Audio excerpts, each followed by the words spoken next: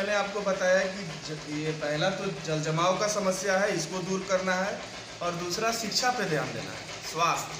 ये 3 चीज़ें हैं जो जिसको लेकर के मुझे आगे चलना है।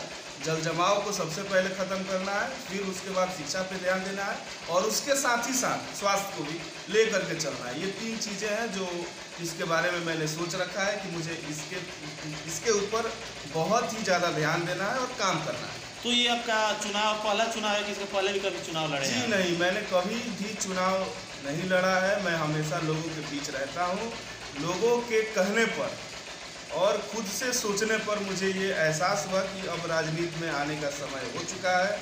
मुझे राजनीति में आकर के लोगों की सेवा करनी है। तो लग तो रहा है, ऐसा लग रहा है कि काफ़ी लंबे समय से राजनीति से आप जुड़े हुए हैं, क्योंकि जिस तरह जनता की जो समस्याएं हैं उन समस्याओं को जितना बेबाकी से जनता के समक्ष आप रख रहे हैं, ऐसा मालूम पड़ा है कहीं पहले भी चुनाव लड़े हैं, चाहे बहुत दिनों से लगाव है राजनीति से? देखिए, ऐसी कोई बात नहीं है। राजनीति से बहुत पहले से लगाव तो नहीं है।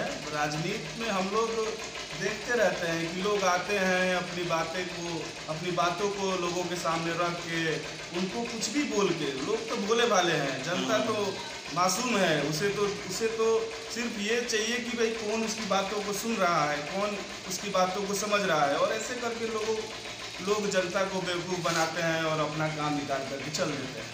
तो विकास जी, एक चीज़ और देखा जाता है नगर परिषद के चुनाव में कि पैसा का खेल होता है, पैसों के सहारे पे चुनाव लड़ा जाता है। तो क्या लग रहा है कि इस बार ये परंपरा टूटेगा और कैंडिडेट देखकर वोट करेगी जनता? बिल्कुल, इस बार जनता जो है वो कैंडिडेट देख के ही वोट करेगी, और मैं जनता के आशीर्वाद से ही चुनाव लड़ रहा हूँ।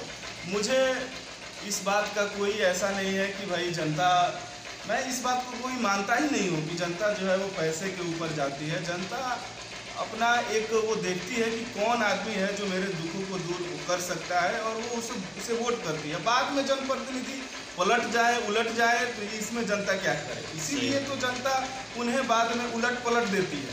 तो ये ऐसा समझना कि मैं जनता के बीच में जाऊंगा और उन्हें बेवकूफ़ बना दूंगा, ऐसा कहीं नहीं होने वाला है। तो विकास जी, अंत में हमारे चैनल के माध्यम से जो वार्ड पार्षद की जो जनता है आपको देख रही है अभी चैनल के माध्यम से, उस जनता से आप क्या अपील कीजिएगा, उन वोटरों से? आप सभी लोगों से मैं पुनः एक बार फिर हाथ जोड़ करके विनती करता हूँ कि आप लोग एक सही प्रतिनिधि को चुनें, एक ऐसे प्रतिनिधि को चुनें जो आपकी बातों को आपके पास से ले और सीधे वहाँ जहाँ से काम होता है, जैसे जनता आती है तो क्या शुभकामना देते हैं?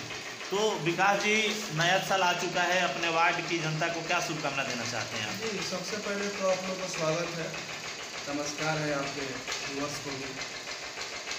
हार्दिक हमारे जो क्षेत्र के जितने भी जनता हैं, जो नवनिर्मित वार्ड है, नया वार्ड जो बनने वाला है, हालांकि इसका नाम तो अभी नहीं हुआ है, मैं उन सभी लोगों को जो हमारे मित्र हैं, हमारे बंधु हैं, हमारे भाई हैं, सबका मैं हार्दिक अभिनंदन, स्वागत करता हूं, नमस्कार, प्रणाम करता हूं।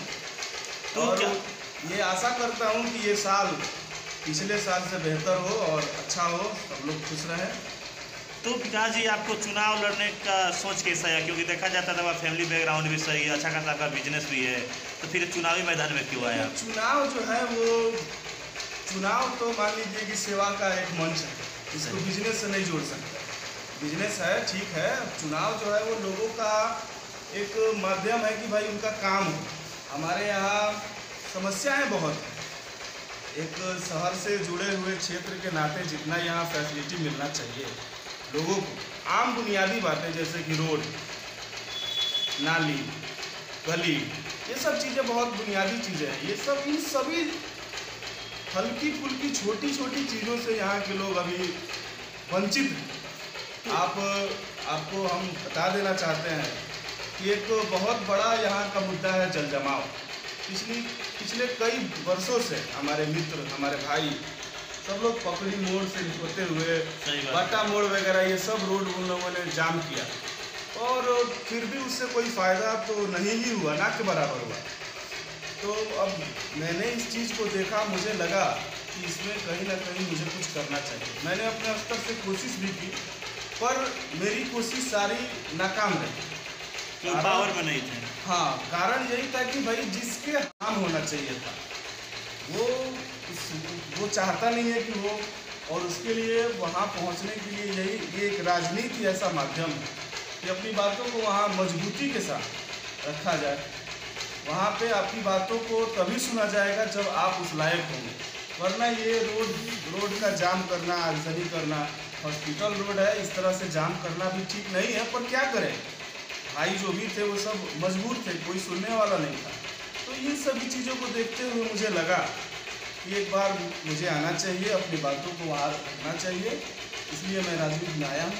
तो विकास जी, एक चीज़ है कि हर बार जब चुनाव आता है ये नेता लोग जनता को जाके लुभाने वादे करके चुनाव तो जीत जाते हैं, और देखा जा रहा है कि 5 साल में माननीय मुख्यमंत्री द्वारा बहुत सारी योजनाएं बनाई गई, गली नली, सोख्ता, राशन कार्ड, वृद्धा पेंशन, नल जल, तो किसी भी योजना का लाभ सही से जनता को मिला नहीं और बंदरबाट हुआ है सारी योजनाओं का। जी, आपकी बातें पूरी तरह से सही है। मैं ये बात फिर से दोहराऊंगा कि जब तक जनता एक अच्छे प्रतिनिधित्व को नहीं चुनती है तो उसका हर जाना उसे इसी तरह भुगतना पड़ेगा। इसलिए मैं ये तो नहीं कहता कि मैं आते ही इन सारी समस्याओं का हल एक ही बार में कर दूंगा, पर जो मुझे जानते हैं, जो हमारे परिवार को जानते हैं, हमारे बारे में जानते हैं, उन्हें पता है कि भाई ये बंदा जो है वो काम करने आया है, इसे काम ही करना है। और मैं ये आपको इस चैनल के माध्यम से बता दूं कि राजनीति करने मैं सिर्फ इसलिए आया हूँ कि मैं लोगों की सेवा कर सकूँ। राजनीति में किसी तरह का बेईमानी का सोच लेकर के कहीं से कोई किसी का कुछ ले लेना, इन सब चीज़ों को लेकर के मैं आया ही नहीं हूँ, ये मेरे सोच से बहुत दूर है। इसलिए मुझे एक बार मौका दिया जाए, मैं जो भी यहाँ की मूल जो चीज़ें हैं, वृद्धा पेंशन, राशन कार्ड और भी जो चीज़ें हैं, रोड है, नली है, गली है, लाइट है, इन सब चीज़ों को मैं ज़रूर आप तक पहुँचाने का काम करूँगा। इन सब चीज़ों पर जनता को भी सोचना चाहिए कि कौन है जो आपकी इन सारी बातों को सुनता है, कौन है जो आपकी इन बातों को पूरा वो कर सकता है। यही एक चीज़ है कि पंचायती राज चुनाव अभी जस्ट खत्म हुए हैं और नतीजे जो आए हैं उससे ये साबित हो चुका है कि युवाओं का दबदबा चला है पंचायती राज चुनाव में, और 90% पंचायतों में जिस तरह बदलाव हुआ है कहीं ना कहीं वो भी साबित करता है कि आज के वोटर शिक्षित और समझदार हो चुके हैं। तो क्या लगता है उसका असर यहाँ भी दिखाई देगा वार्ड पार्षद में भी? बिल्कुल, क्यों नहीं, ये बात आपकी बिल्कुल सही है। इसका भरपूर असर आपको दिखाई पड़ेगा। आजकल कोई भी खास तौर पे आपने कहा युवा जो है वो बहुत समझदार हो चुका है। युवा को पता है कि हमें बातों को सुनता है, कौन है जो आपकी इन बातों को पूरा वो कर सकता है।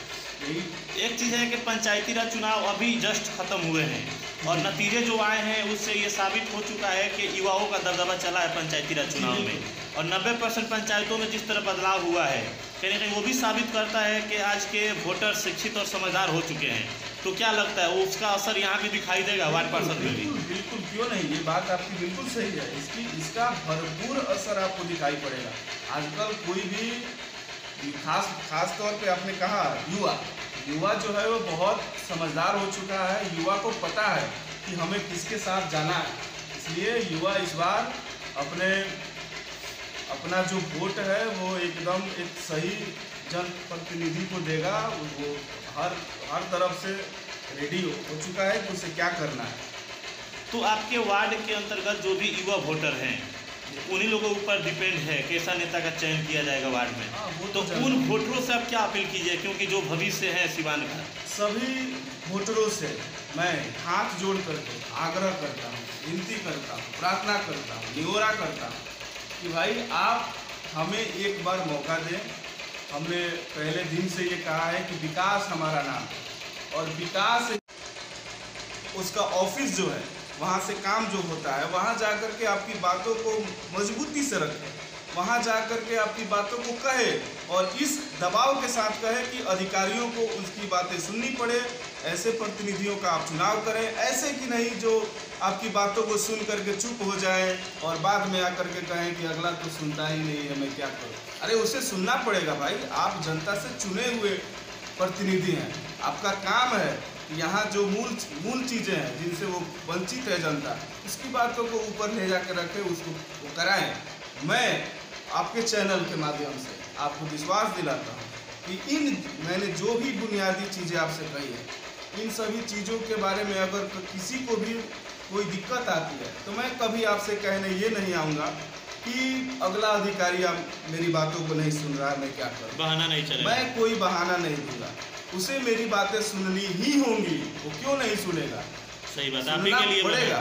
मैं चुन के आया हूँ ना, मैं ऊपर वाले के जो वहाँ बैठा है उसके बदौलत थोड़े आया हूँ, नीचे वाले जो लोगों ने मुझे यहाँ भेजा है उनके बदौलत आया हूँ।